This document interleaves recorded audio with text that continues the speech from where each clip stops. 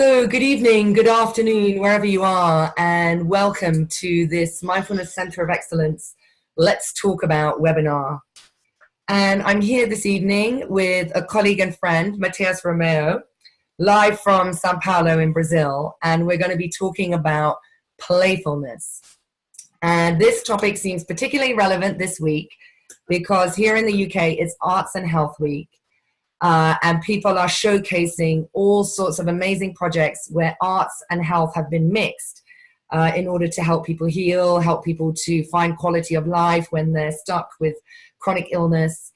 And really drawing on this amazing report is an all-party parliamentary group on creative health, the arts for health and well-being. It's an amazing document. It covers the whole of the lifespan, looking at evaluation and the projects that have been done, best practice, really inspiring work. You can find that probably on the internet, or at least the summary, all-party parliamentary group. And I've been busy today with the Arts in Mind Festival at King's College London. So we ran a mindful Tai Chi safari in Ruskin Park today. I'm going to be running some events over the rest of the week, which I'll put the links underneath this video for you, but doing some of the sewing and creativity. And there's lots going on all around London and certainly King's College London.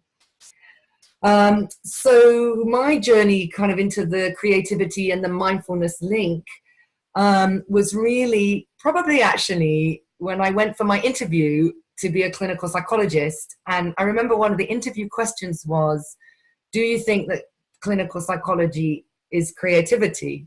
Something like this. And I remember at the time thinking, well, it's evidence-based and we follow the protocols and we need to deliver the evidence-based, but actually, of course, we need to flex and be nuanced and subtle and approach our clients with different skills and in different ways.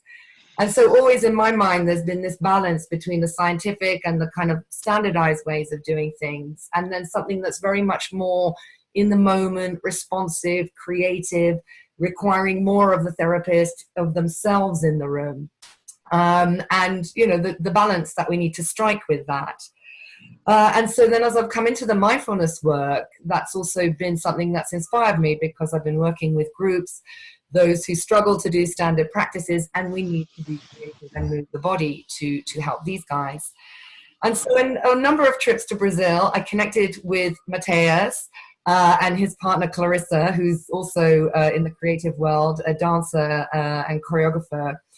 And we started this collaboration, particularly looking at the body and movement practices. And it's really developed, I think, into this interdisciplinary way of working.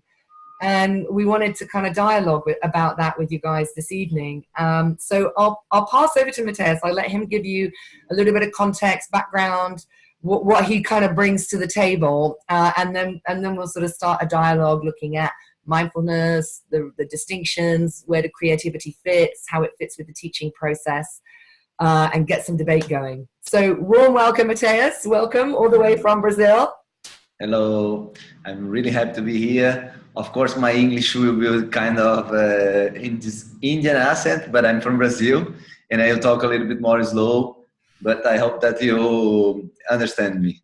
And like Tamara said, I'm really happy to be in this week talking about mindfulness and creativity. My background is I'm an actor, but I'm also a physical educator. I did this university in physical education, and I passed like more than 14 years studying theater. By the way, in this week, I'm joining for 3 weeks. This is the last week for a mask workshop with a guy from London. His name is John Mowat. And I have this kind of, because I used to practice like this kind of contemplative meditation. Is more, we can say religious or not, I don't know, philosophical way. And then I discovered mindfulness with Tamara and Thiago. They were invited me to join this work that Tamara, this search that Tamara is doing for a long time. And I get amazed how we can see the stuff and how to mix with art. Because in art, I mean, we have to be present, we have to look to the stuff that happened in that way, in that moment. It's not the moment before, not the moment after, to play around with that. And then when I joined with Tamara and Thiago to do this kind of work that we do in Brazil, we were thinking like how put people, because people are different, how put people in different way to experience their body in a playful way, in maybe in a creative way, and how collect more information about yourself. And I do think that it's a really nice way to collect more, to have more feedback about yourself, your body, your mind, in a playful way, in a creativity way, that maybe is not this kind of, okay, I'm here, and because sometimes we have this kind of a more, how to say, it's a formal, like formal.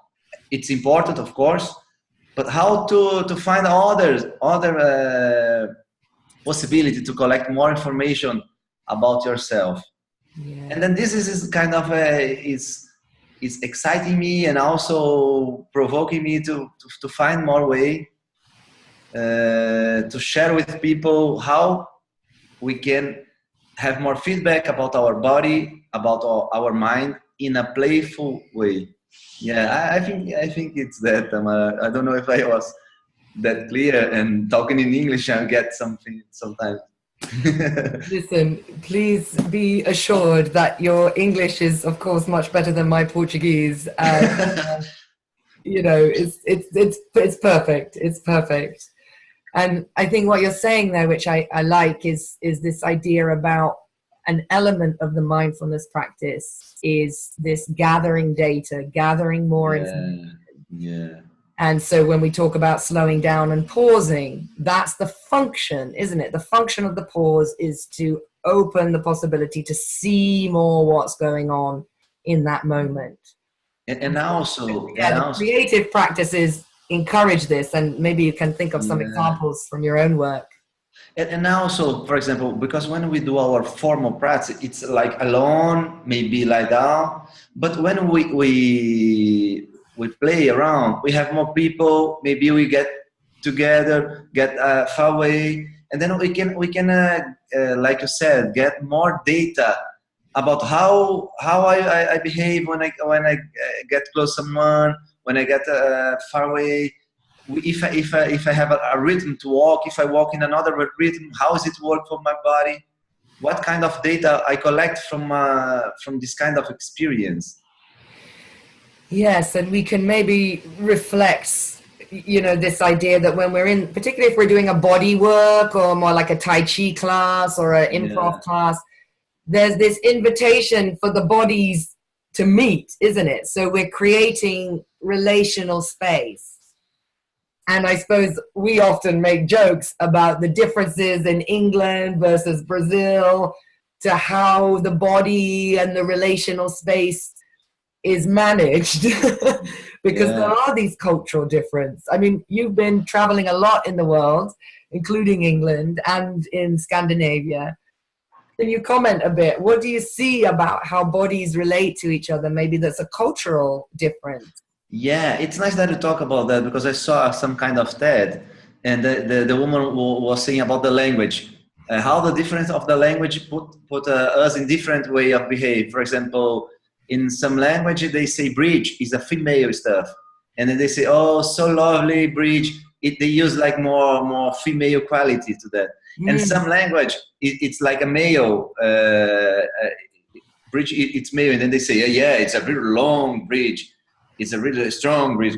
And then imagine what this kind of, for example, use of the space. For example, when I was in India, people, they treat space really different. They don't have mind space and your space. Like, for example, in Europe, it's mind space. You don't come so close together. In India, no, they bump each other all the time. And then this is the nice stuff. I think about the creativity, because how your body and your mind react when you, for example, you are used to be in your own space and someone bump in your space. For example, in a play, in a theater game, or maybe some kind of dance, provocative way of discover your body, and I don't know. But I mean, this provokes some kind of react in our mind, in our body. Maybe you get tense, maybe you get anxious, or maybe you like, maybe you get more relaxed. I don't know. Yeah. But the point is like how you put your body in this different situation to get more data about yourself, about something that maybe your culture is imposing to you, maybe your belief is, I don't know. Yeah. We don't know actually. We just can put our body in a situation and collect more information. And then I think theater is a really strong way of doing this. Yeah. Because we can. It's relaxing. Sometimes no. Sometimes it's not relaxing actually. But it's a safe place that you can. Okay, if it's too much for you, you can stop and breathe. Maybe get out of the room. Take a breath. I don't know. Well, and I think, just trying to make the links there with mindfulness. So one is it's about getting more data. Two is there's a little bit more, which is my style also with Kung Fu, the provocation of sensation.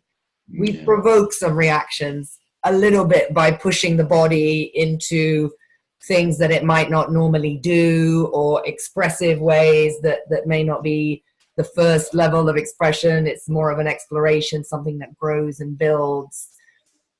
And in this way, we also get a chance to see the reactivity. So this is what we're interested in, aren't we? And maybe you can say about this, this sense of when I'm asked to do something, maybe I don't know how to do it. I'm not going to get it right the first time. People might judge me. It might be a total disaster. Yeah. So all of this is around that kind of, sense of the ego, sense of the I, the thing that we're protecting so desperately, but then we work within mindfulness. And then, so how does this creative, and particularly I think the improv stuff, challenge it? Yeah. Or the clowning, maybe the clowning you were saying about. It's so nice that you told about that. I will talk about more because I'm doing this mask stuff. I was in this morning there with the John Mowat, and then it's so nice because, for example, you choose a mask, for example, and then you just go to the stage to improvise with a partner, for example. And it's so nice because all these thoughts, it's like so strong because all these kind of thoughts that maybe is lying down in some place in yourself, when you just go to the stage, it's boom, all the judgings, fears, and maybe it's not, or planning stuff. Okay, I will do this, and then I go to the right, and then I go to the left. But it's so crazy because the stuff only work if you are in the present moment with your body, listen to your body, look into your partner, and open a space that you don't know what is going to happen. And then I don't know if it's flow, I don't know if it's to be in the present moment, but for me, all this kind of process, you can collect millions of information about yourself, like how you behave, how you solve problems, how you deal with your partner if you go too close to get to protect yourself, or if you push him away to I'm much better. There's a lot of information that you can know about you, but playing around, that's the point for me. That's so strong. And there's something about that piece there, which is the playfulness and the safety of the container, the safety of the creative intent. Yeah. Because we talk about this a lot, don't we? And when we're interested in offering different practices, sometimes is it a mindfulness practice with creativity, or is it a creative practice where some sideline mindfulness insights come? Where is it the blend? And really trying to be clear what we're doing, aren't we? Often, which one. But something very special happens when the creative intent is applied. I mean, what's your understanding of that?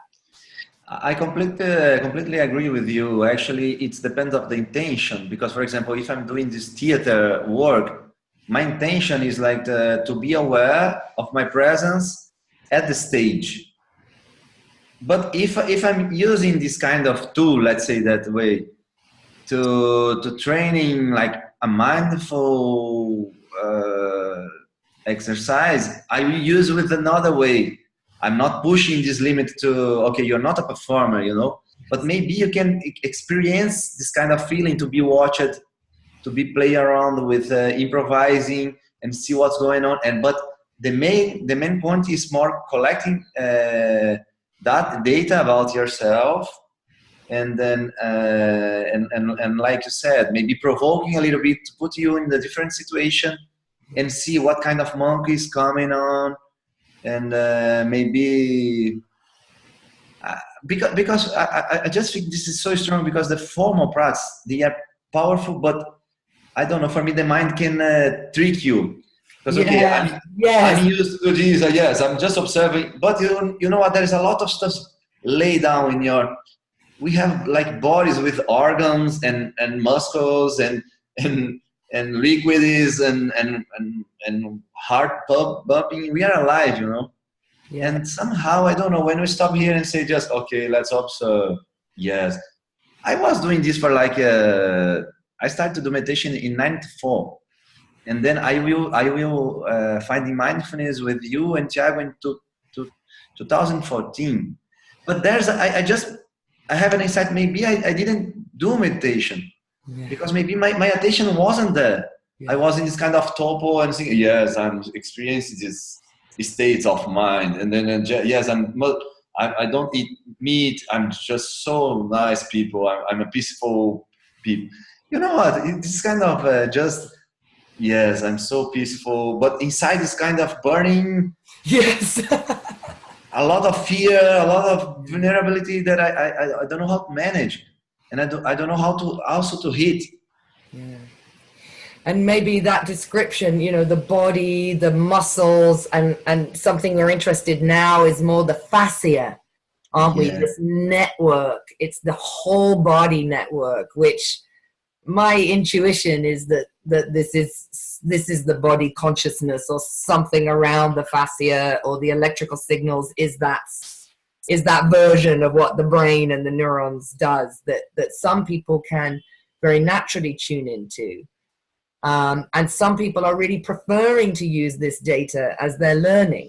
So, you know, this is the work with young people, with people that have cognitive problems, whether it's dementia or more serious mental health issues that they're struggling with, how to use the body as part of the healing toolkit. And in the yeah, States, of course, this is a huge piece of work with the body psychotherapies and Pat Ogden, you know, various of these Western trauma body-based teachers who are really doing this deep work and saying, actually, there's healing that needs to be done in the body. And you're right, we can't access that if we're just in the head, and the mind is super tricky. And the body, in a way, is a simple, it's deep but simple. You know, it can't lie in a way. It shows you. And then if you're really looking and allowing and testing yourself, which we do in Kung Fu as well, testing yourself in the postures, testing the mind, testing the body, you will reveal, I think, a different layer of experience, a deeper layer for me. yeah. I totally agree. Actually, I want to also to share this work. It's like, this is in Portuguese, but there's a in English also, feeling, sensing, and acting. Oh, It's like this Boney Bainbridge Cohen. She has a really strong work. Like she was a dancer, and she was like studying this kind of our system, like the bones. And then we just go in the, like kind of a stage and experience. How is it the bone? This is the bone. And then you pick an escalate, and then you put the music in. Okay, my bones does it, and then see how it works. And then okay, let's go to the muscle now. Okay, I have this muscle. Okay, fascia and organs, because it's like part of this artist study. We have to, because our body is our tool, you know. yeah, yeah, We have to know, like, okay, because if I go to the stage, I cannot go like myself, because I'm just saying something. If I sit like this, I'm talking something. I don't need to say anything. I'm talking. But if I sit like here, or if I sit like this, or yeah, you know, it's talking something, and then I have to learn about all the possibilities that my body is communicating with me to try to communicate what I want somehow. Yeah. Another way, I have no clue what I'm doing, you know. Yeah. And then it's so nice because when you put like this, there is this kind of work with neutral mask that you put some. It's like just take care of your expression in the face, because we can lie a lot in the face, you know. Doing this kind of, yes, I'm okay, yes.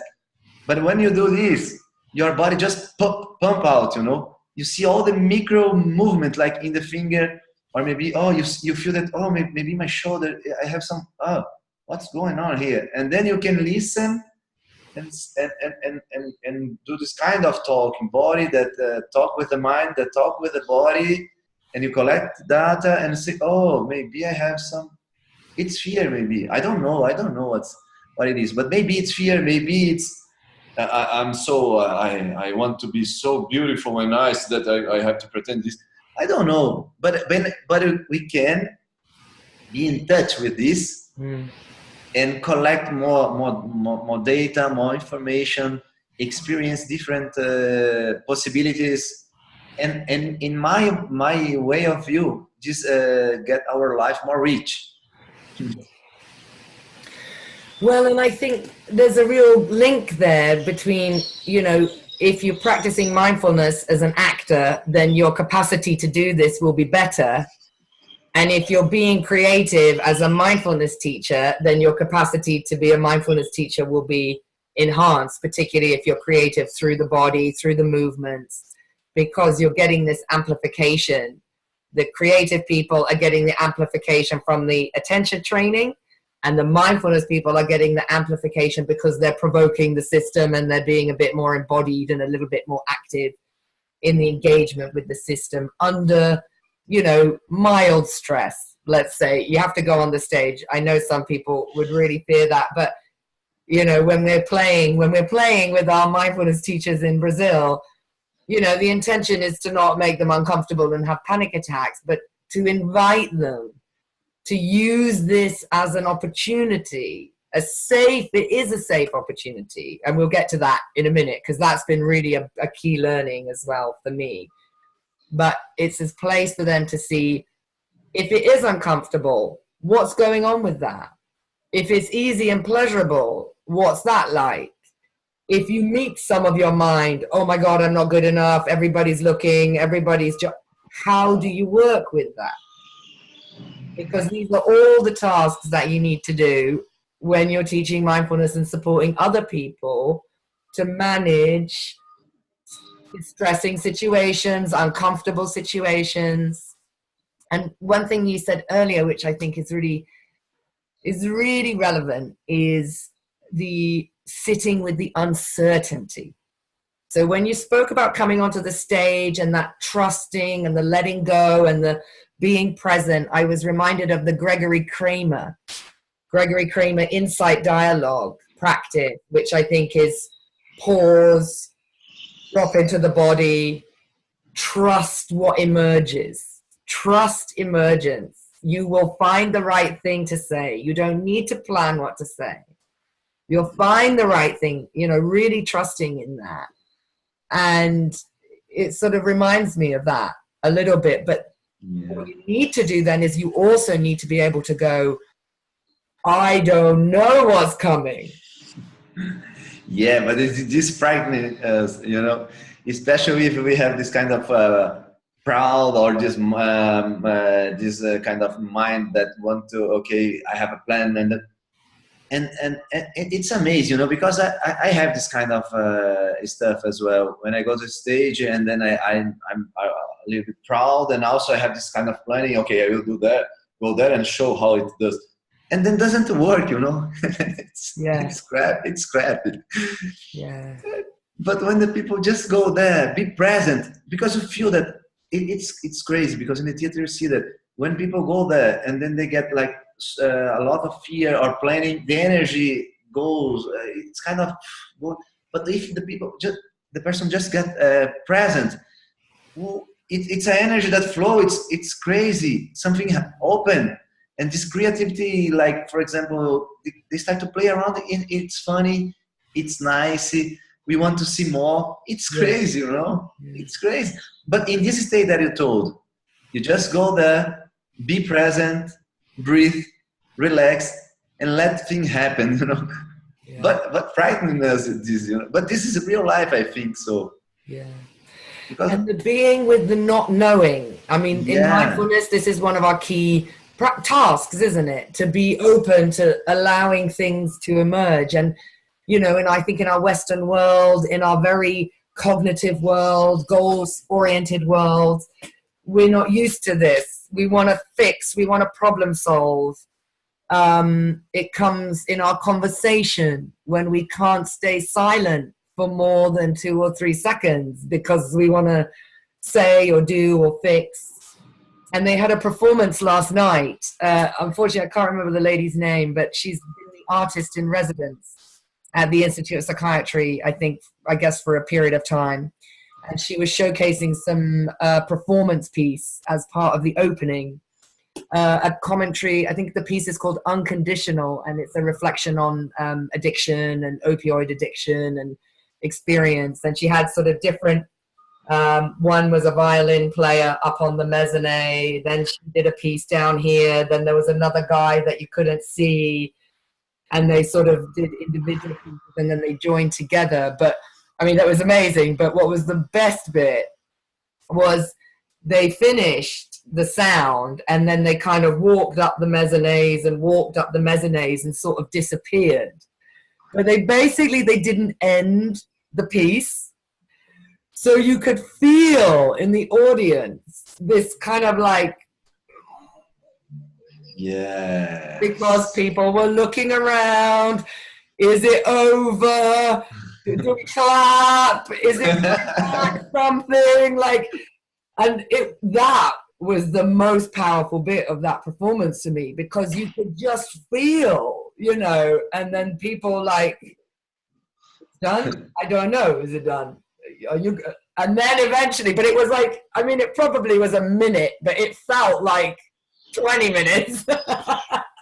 Yeah. Just sitting there going, I don't know. And I think this is what we need to practice. And yeah, but this is so hard because we have this kind of label mind and this planning mind, and also this kind of proud. I'm talking about myself, because when I go there to improvise, it's already this kind of vulnerability place. But I saw my planning that happened in somewhere in my mind, my body. I don't know, that find some answers that. Oh, it's not open also, you know, you understand what I mean? It's not also open to what I don't know, because it's already this planning, okay, I do this, but it's not here also. It's some answer in the body, maybe the body in the mind, and some protecting that, okay, I do this and do that, and then, yes. And then go that, but doesn't really open to this place that, oh, I don't know what's gonna happen. Because you keep moving. Yeah. Probably. Because the theater and the performance requires this movement, I suppose. Yeah. And I guess I'm reflecting as well about that sense of, I'm thinking about the links with the health work, you know, and, you know, maybe something about the people that we think are the patients. You know, they have more of a willingness to be with uncertainty sometimes than the professionals. Yeah. And, you know, this kind of rigidity and this professional models.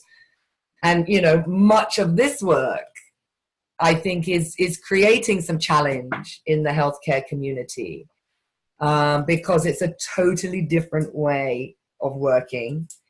The evaluation side of things is difficult because it's very qualitative and it's embodied, and we don't have the words always to describe the things that are experienced and that then are helpful. But I'm thinking specifically of the Alchemy project, which was conducted at the Maudsley Hospital a few years ago, an amazing dance project for people with early onset psychosis. And also reflecting on the sewing project I did last year, Weaving a New Story. So with a colleague, Liz Feingold, we did this artist kind of science collaboration, and we'll be doing some of those events this week. But in those experiences, I chatted to the choreographer and reflected a lot on the project. What seemed really important was, even though we were working with kind of clinical and health populations, all the major decision making was based around the creative intent.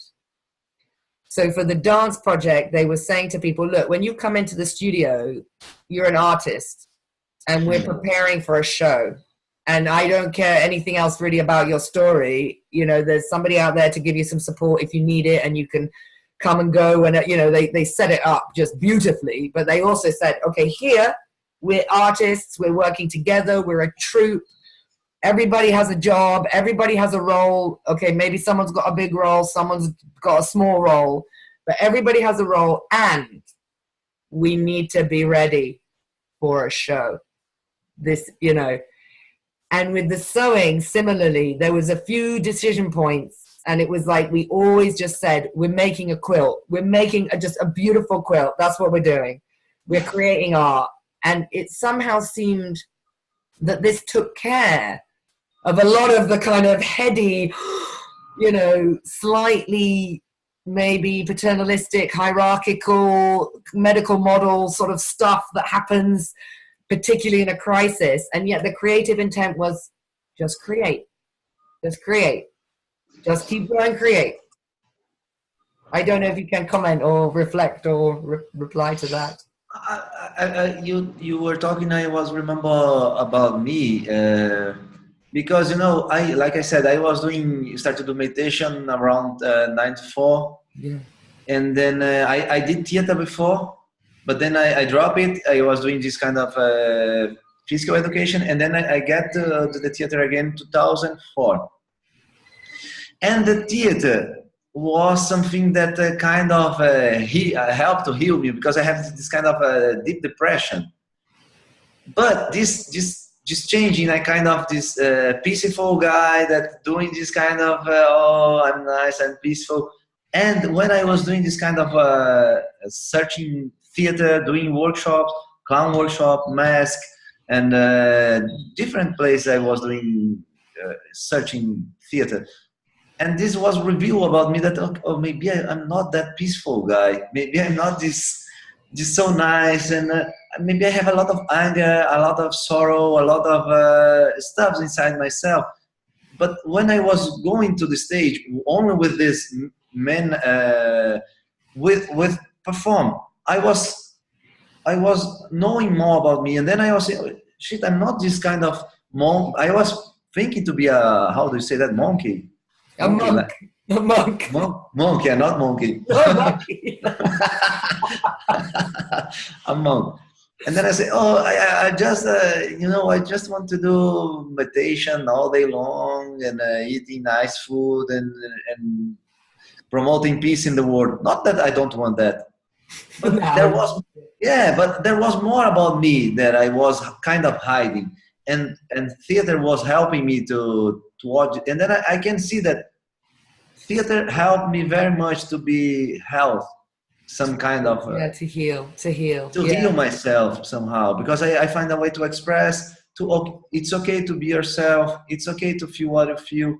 It's okay to fail. It's okay to you know, to feel like a crap. Maybe we also share this kind of feeling. Maybe when you go to stage, you do something that is a crap. Oh, it's okay, you know. Like say, it's a safe place to experience, to show yourself. And for me, it was this kind of I mean, it was that, I think, that hit with you told, you know, like how you this creativity way can help us to deal with our feeling, to share, to be in this vulnerable place, and be okay, to see what's going on, and also, yeah, it's okay, it's me, it's okay, it's okay. And that safety element, you know, when we've talked before as well, we've been discussing, you know, sometimes we're using this model of Paul Gilbert, and we talk about the green zone as a sort of the playful learning zone. But when you get to playful learning, you get quite quickly to secure attachment and feeling safe, feeling held, feeling contained, as you say, allowed to make mistakes, permission to get it wrong. And I guess two observations from our work together, you know, the delicate and important way that that gets set up is very, very skillful. You know, these are creative practices around how to quickly get groups of people able to go to their vulnerable place, which I think has got a lot of relevance for what we're working with mindfulness in the community, with mindfulness in corporate, with mindfulness in schools. You know, how do we kind of relatively quickly, outside of the therapy room, create safe spaces where these things can emerge? And, you know, one of my projects at the moment is working with boards. And this is the question we're asking: how do we create a psychologically safe space in, you know, some of these environments that are the opposite of psychologically safe spaces? Yes. And what role is there for creativity and creative practices to provide a bridge, you know, to help people come into this space, because they don't want to be in therapy and they're not asking to be in therapy because they're at work, you know. So, but we are asking them to be more emotionally intelligent, which includes dealing with vulnerability and making mistakes. So this is a big challenge. But yeah, what's your top tips there around? I mean, I've been to some of your workshops, so I know. But what's your experience there? Like, how do we get people together, you know, quickly? Actually, I think this is really hard, especially when we deal with people that have this kind of high post, like, for example, managers or CEOs or lawyers, doctors. High status. Yeah. And then to open this space to play, it's a little bit more hard, because they think that play is kind of stupid play. I understand. Yeah, I want more, maybe more information. But what I do think we have to mix with some kind of science, hard core information, maybe neuroscience, and then you put some kind of play around, because you know what, we grow like a human, playing around. The animals, they play around, and the play around is it's a lot of stuff going on. It's like sharing, maybe this kind of how do you say that, sharing care, learning language, learning behaves, learning rules. You know, there is a lot of stuff going on in a play. It's not like about just, okay, let's do that. Yeah, and I think that the idea is that we learn best when we're playing, and we learn best when we feel safe when we're playing. I mean, just think about the optimum learning conditions for a child. How do we then reproduce those for adults, especially in a training like mindfulness, where we know we're going to make tons and tons of mistakes? Yeah, we're guaranteed that we're not going to get mindfulness right. It's absolutely guaranteed that we will not get that right. So I think that, for me, is really one of the key rationales. You know, come out of the busy, I mean, we are learning. So there is the blue, there is the drive, and we need to have some motivation and intention. But if we can then just set that trajectory and then relax a bit and be playful with the methodology, then weirdly, we'll actually probably learn more. It will feel like we're doing less, but we'll learn more. And for those that are interested in the kind of corporate setup, I met the other day in the City of London a lady, I can't quite remember her title, but she works for Deloitte, which is one of the big accountancy firms here. And she's like the director of global play in Deloitte or something. And how they're using play is they're helping the accountants get over their fear of artificial intelligence by using playful creativity methods to help them think more broadly about how AI could be helpful, rather than just this thing that everybody thinks, my job is going, I won't have a job, what am I going to do? Then the fear shuts them down. So they're using this playful methodology to open the thinking about this question that's quite fearful and difficult. And I think that's what this work is about, is giving people the space and the opportunity to, you know, playfully, in a safe way, explore even very difficult topics. And I think what I noticed last night when the work was being shared was it's also such a powerful tool to reconnect with the health professionals for the empathy piece. Because when we're in our clinical models, when we're in our treatment pathways, when we're in our targets and our things that we need to get done and signed off,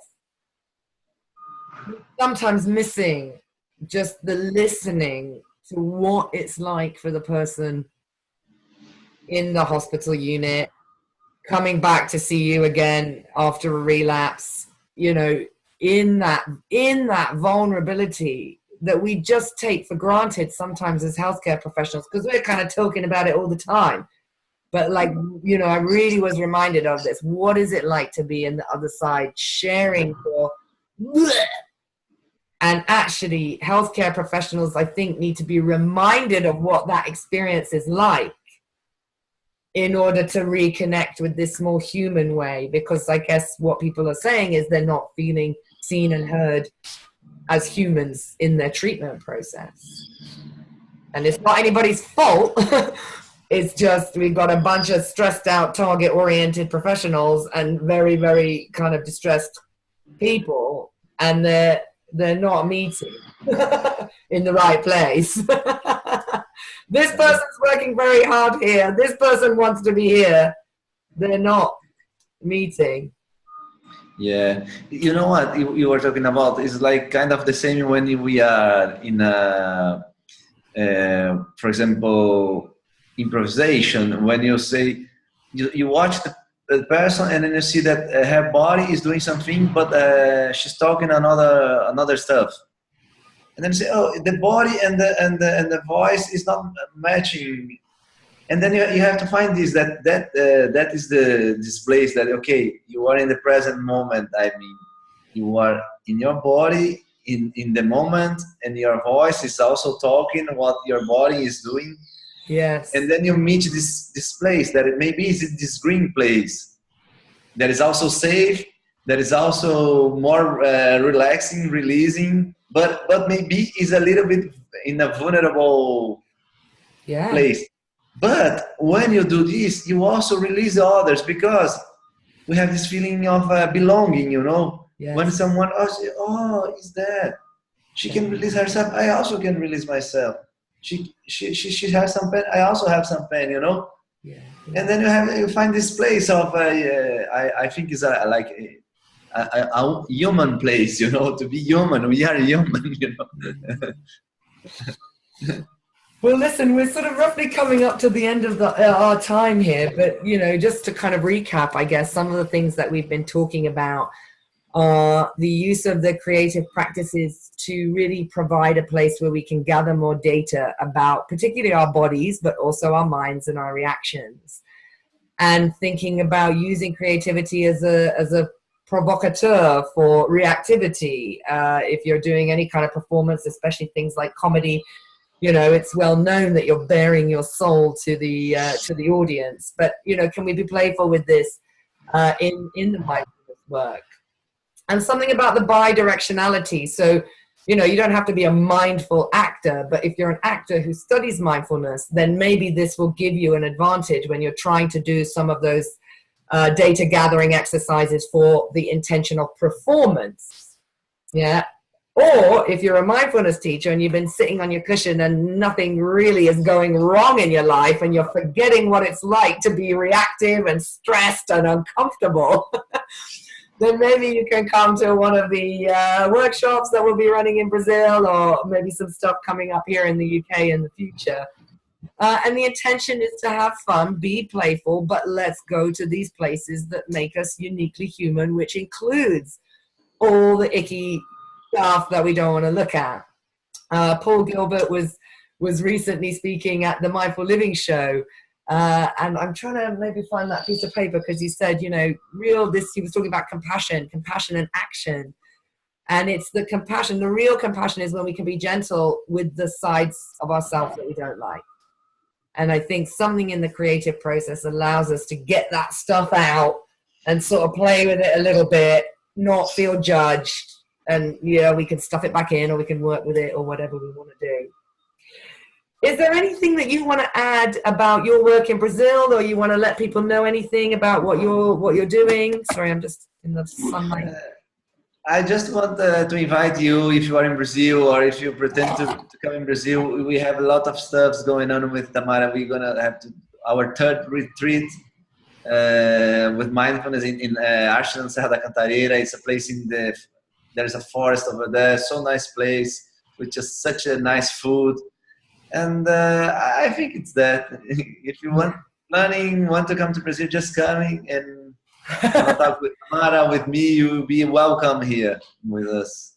Yes, and you know, a big shout out to all my Brazilian colleagues as well, and old friends and colleagues from Brazil, because I think there is something about the culture there that is very creative and embodied. And of course, it's been almost a second home to me, finding people there that are really interested in this way of working. So a huge gratitude to you and all the others as well.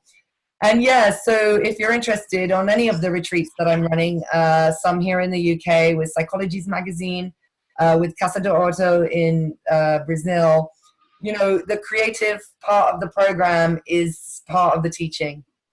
So we have fun, we learn, we play, but it's deep work, it's embodied work. And if you're looking for something that will kind of take you to a new level of awareness, and you haven't explored the body and movement, then, you know, it's a pretty good crowd, a fun bunch, and everybody's welcome. So, you know, you can get in touch. So I think we're going to sign off now and go to some questions, if there's anybody there with questions. But we'll say goodbye now. To highlight the next Let's Talk About webinar is actually coming up quite quickly. I think it's the 13th of June. We've got a bit behind schedule, but it's all good. And I'm going to be talking to Stephen Stanley. He's a social psychologist and anthropologist, and he's mapping the UK mindfulness landscape. So he's interested in talking to any mindfulness teachers of any sort, teaching anything that even sort of looks like mindfulness.